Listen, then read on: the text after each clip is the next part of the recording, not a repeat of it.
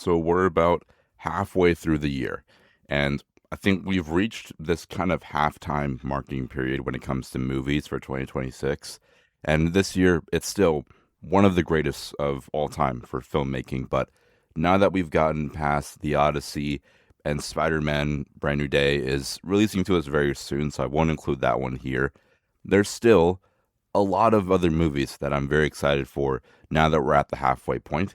These movies are films that I've mentioned previously back in January, but also films that I kind of forgot about back in January, or films that I just now found about recently. So, in today's episode, I'm just going to give you guys some of the movies that I am anticipating that we have left in 2026. So, there's obviously been a lot of good ones so far. Obviously, The Odyssey was a big one. Project Hail Mary was incredible as well. And there's been some other films that have really kind of flown under the radar for me back in January. I didn't predict that Obsession would be as good as it was, or even Backrooms wasn't really too on my radar since we didn't have that first trailer. But still, in this episode, I'm just going to give away some of my 10 and a little bit over 10 favorite movies that I'm hoping to like and anticipating as we go into August through September here for 2026. And starting off, I do have three different honorable mentions. So these three movies couldn't quite crack the top 10, but I'm still somewhat interested for various different reasons. Like, number one, we have Tony, which is the Anthony Bourdain biopic directed by Matt Johnson. It has a solid cast around it. Matt Johnson coming off of a pretty decent run. He directed the Nirvana, the band, the show, the movie, which I heard phenomenal things about. He also directed the Blackberry biopic back in 2023. And this movie, I'm not quite sure how good it's going to be, but we do have Dominic Sessa, who is coming off of the Holdovers, a film that I greatly adore. And Anthony Bourdain is a guy that I heard that he wouldn't really want a biopic, that if Anthony Bourdain saw the trailer for this biopic, he would be disappointed in this movie. But I'm so interested to see what they do. Will it get massive praise and huge Oscar nominations? I don't think so, but I'm still pretty eager to see what they do. Also in the cast here is Leo Woodall and Antonio Banderas. Overall, I'm kind of cautious, but also somewhat excited. I love to cook. I love food. Anthony Bourdain, I never watched his show, but I know he was a very massive inspiration for a lot of people. So I'm interested to see Tony. It might be a bad biopic, but I'll still maybe watch it when it hits streaming or whatever. The next honorable mention does go to Coyote versus Acme. This movie has a crazy story. So this film was basically done, finished, shot. And then I think Warner Brothers decided to just cancel it and never released it. And that just sparked the entire internet to be like, what the heck are you doing? Why are you not releasing this movie? Release it somewhere. And then eventually it finally got picked up and now it's finally getting released. This movie has been on a wild adventure. This was supposed to come out maybe 2-3 years ago, and now it's finally coming out. So hopefully the internet shows up for this movie. I may or may not see it in theaters, but the story around this film, being canceled to now getting a theatrical release, is very cool. So I'm gonna watch it eventually. Maybe I'll like it, maybe I won't. It might just be extremely average, or it might be horrible, but still, the storylines, it's very, very cool to see. And for the final honorable mention, it does go to Sense and Sensibility, which is being directed by Georgia Oakley. I'm going to be honest here. I've never read this book. I don't know what the story is, but it has Daisy Edgar Jones, who I'm in love with. So I'm going to say I'm watching it for the plot. And the plot is just Daisy Edgar Jones because I'm in love with her. I'm going to be very transparent and honest. I'm not a liar. So I'm going to tell the truth here. She is the only reason why I am in any way, shape, or form interested in this movie. Now, if you happen to know about that story, let me know. But for me, all I need to know is that Daisy Edgar Jones is in it. Therefore, I'm going to be seated for it to watch it. Now, going into my top 10, a lot of these movies I did go ahead and talk about in January, but I think that it's about half of these movies I talked about in January, then the other half are films that I am now discovering and just kind of remember that I forgot about. So going to number 10, I do have The Adventures of Cliff Booth. That first trailer looked kind of bad for me. I didn't really like it, but still, David Fincher, written by Tarantino, Brad Pitt returning, a very talented cast here. Elizabeth Debicki, Yahya Abdul-Mateen. I mean, really, this movie can go wrong for a lot of different reasons, but at the same time, there's a lot of reasons why it shouldn't go wrong. So, therefore, I'm going to be there to watch it, even if I maybe shouldn't. All right, so for the next one, number 9 for me was going to be Remain from M. Night Shyamalan, but I'm just finding out as I'm sitting here that movie got delayed from 2026 to 2027. That happens a lot. I think that most recently happened with The Chronicles of Narnia from Greta Gerwig as well. So it was going to be Remain from M. Night Shyamalan, and I'm still excited for that movie. But the next one, I guess I'll kind of very quickly flex it in here, is going to be The Social Reckoning from Aaron Sorkin. Uh, in all honesty, I'm not that excited for this movie. I think it's probably going to fail. I think that as soon as Jesse Eisenberg turned down coming back as Mark Zuckerberg, they should have immediately just stopped. Halted the movie from there. Don't even do it. The same, we've seen it in history a lot where they're doing a remake or a reboot or a sequel, and one of the main big actors isn't returning. Just stop right there. Just don't even bother doing the movie. A recent example would be the Independence Day Legacy sequel. Will Smith did not want to come back, and immediately from there, we should have all just clicked out of interest and just they should have halted the movie right from there. But regardless, Social Reckoning. Mikey Madison, I'm also in love with her, and Jeremy Allen White. I'm a big fan of the Bear, so I know he's a phenomenal actor. Jeremy Strong as well is another phenomenal actor. So I am concerned and cautious, but still I'm interested to a degree for The Social Reckoning. And I'm going to be honest with you. I saw the trailer. You saw the trailer. That trailer looks bad. I'm not going to lie, but still, I'm going to watch it. I think that it may or may not surprise me when it comes to if this film has some sauce and has some originality to it. Maybe it does. I mean, we're going to have to find out very soon. Number 8 for me does go to Digger from Alejandro and G. Inarritu. And Digger, we got the first trailer recently. Tom Cruise potentially coming for an Oscar nomination and maybe a win with this movie. Alejandro Inarritu probably going to get a Best Director nomination as well. This movie looks insane. It looks really cool, and the cast from Tom Cruise, Riz Ahmed, John Goodman to Jesse Plemons. Very, very strong cast. Some incredible actors in there that have been on a very strong run for years now. So Digger, Tom Cruise, believe in Digger. That I sound like I'm trying to get canceled by saying Digger. Whoa, but still, Digger, go see it. It's coming out later this year. I have some hope for it. The next one is number 7, The Debut, directed by Jesse Eisenberg. This movie, I saw the first trailer for it. Jesse Eisenberg has been on a very strong run directing wise. He's been doing some really, really good stuff. I watched the movie when you finished Saving the World, and it felt kind of weak at the time, but I knew that Jesse Eisenberg has talent, has skill to do something very, very special. And we saw that after that with A Real Pain, which came out in 2024, got the Best Supporting Actor win in Macaulay Culkin. Is that his name? I think it is. Kieran Culkin, I'm sorry. He got the Best Supporting Actor win, and this next movie, The Debut, with Paul Giamatti, Julianne Moore, I think this one's going to be very, very special, very heartwarming as well, collaborating with A24 again, and this movie is going to be great. I have a lot of hope that this film will be something very special that you really should look out for and definitely go watch in a theater.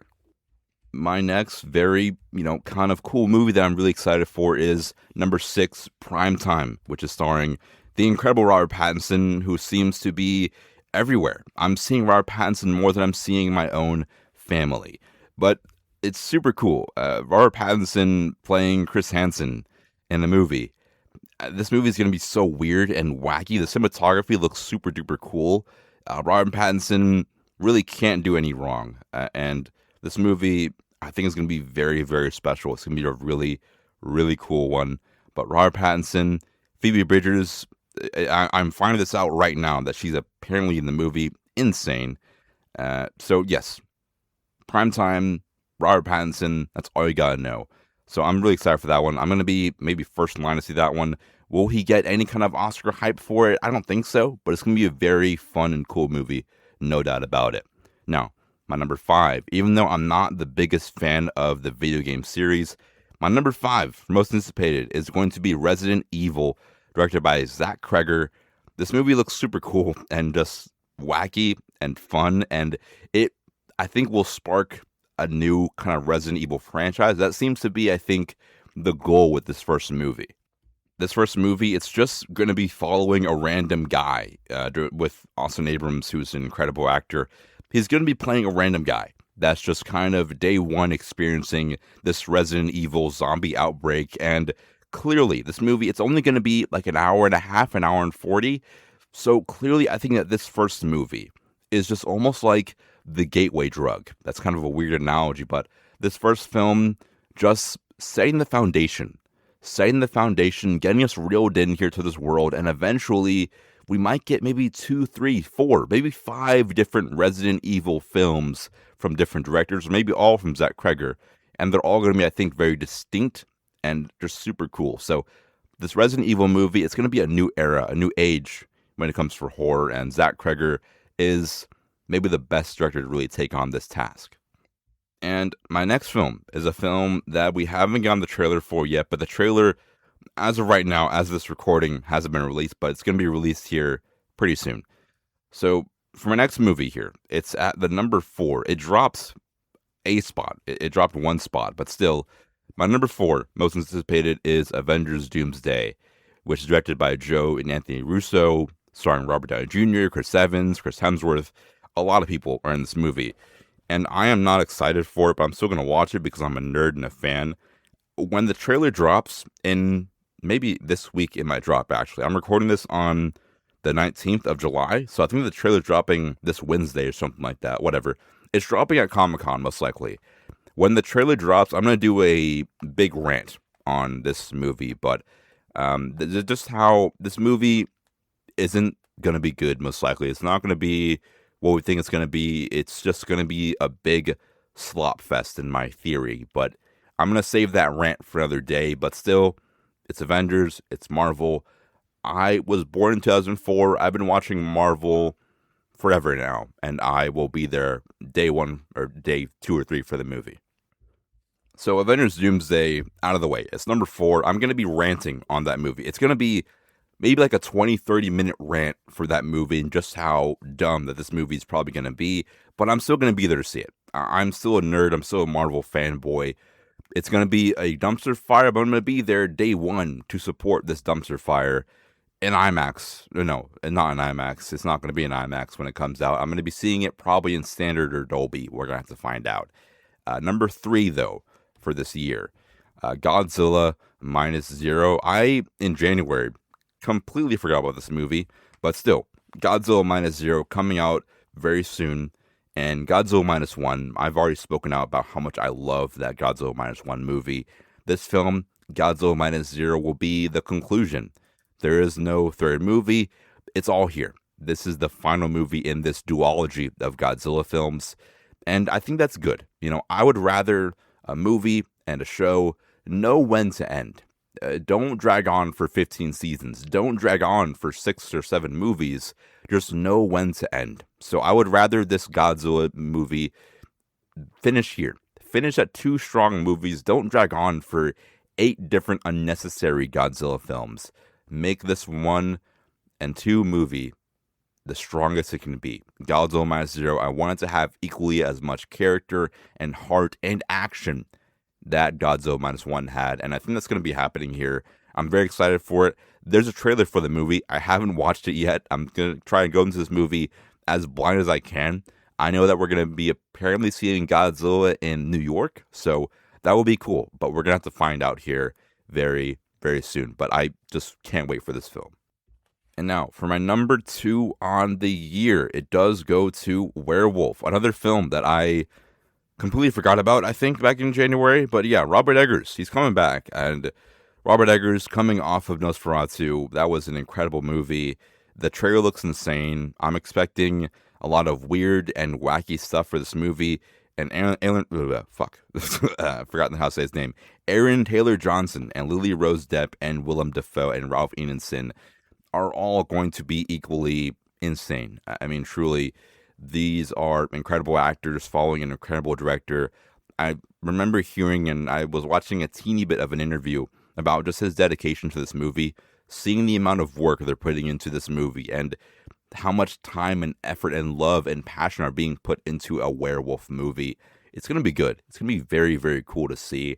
And I always talk about, or at least I have talked about in the past, how horror films can be bad. Horror films can be very poor made and rushed and just very dumb crowd pleasers. But this year, with Obsession and Backrooms, and now with Werewolf, and also Resident Evil coming out pretty soon, it's clear that I think that we have been in just this very high quality, distinct horror era for these type of horror films. So Werewolf, I'm very, very excited for it, but it's not number one. And you already know what number one is. I'm not going to rant on it even more. I've already talked about number one for a while, but number one is obviously Dune Part 3. And I can end it right there. I can end this entire episode right there. But I'm going to explain a little bit. I'm sorry. I don't need to explain. I don't need to do anything. Watch the trailer for Dune Part 3 and then come back here and just tell me why you loved it. Dune Part 3, Timothy Chalamet, Florence Pugh, Zendaya, Jason Momoa, Javier Bardem, Rebecca Ferguson, Robert Pattinson, Anya Taylor-Joy, Josh Brolin. This movie and these three movies, the fact that we're getting this high of a quality, very distinct, very sharp trilogy of movies with Dune Part 1, Part 2, and Part 3 in about 6 or 7 years is insane. This is not normal to happen. And this epic conclusion might be, I think it might be just the thing that makes Dune the greatest trilogy of all time. And I have spoken about it. I've spoken out about it.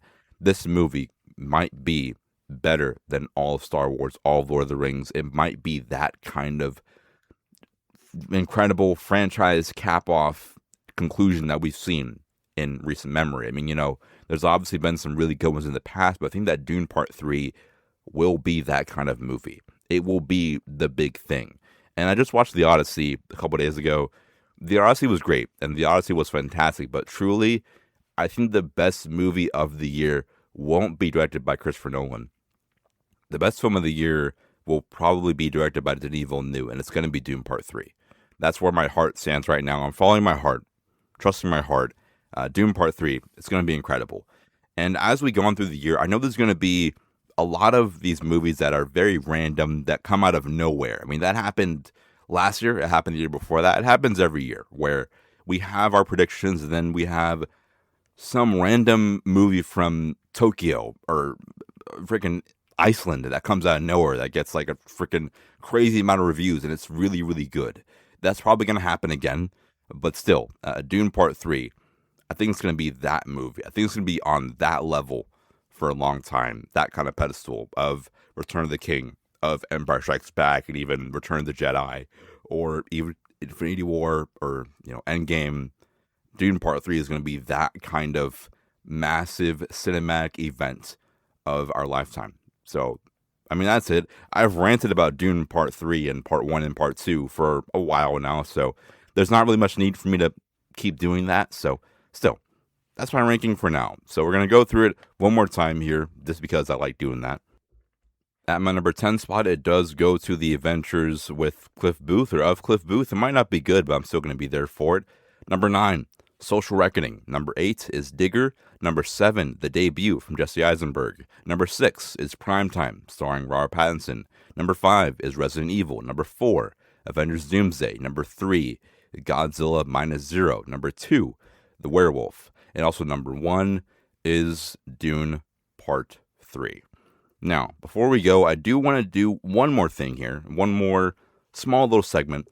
I want to give away my way too early Oscar Best Picture nominees. This is just, once again, way too early. And, I'm going to be wrong for most of these. But still, for right now, these are my way too early predictions for Best Picture for the 2027 Oscars. Number 1, The Odyssey. Number 2, Dune Part 3. Number 3 is The Debut. Number 4, Digger. Number 5, Godzilla Minus Zero. Number 6, Disclosure Day. Number 7, Fjord. Number 8, Obsession. Number 9 is The Adventures of Cliff Booth. And number 10 is The Invite. I know this is a reach for a lot of these. I mean, Obsession being nominated for an Oscar probably won't happen, but it'll be very, very fun for sure. And for The Adventures of Cliff Booth, I mean, who knows? But these are my, once again, way too early Best Picture nominees for 2027 Oscars. And I might just kind of give away some other way too early predictions as we go into later in the year just because. But for right now, that's what they are. But let me know, what movie are you most excited for this year? I mean, really, for me, it's just Dune Part 3. And The Odyssey was fantastic, but looking forward into the future, Dune Part 3 is the next movie that you really need to see. I think if you don't see any of these films at all, if you see Dune Part 3, that's okay. I think that if you don't watch a movie in theaters ever again, as long as you watch Dune Part 3 in IMAX, then that's okay. Perfectly fine, not mad at it whatsoever. But until next time, I'm going to probably go to see Spider-Man Brand New Day very, very soon. But until then, stay swagged out, stay cool, watch more films. And until next time, I'm your host Logan, and I'll see you guys in the next one.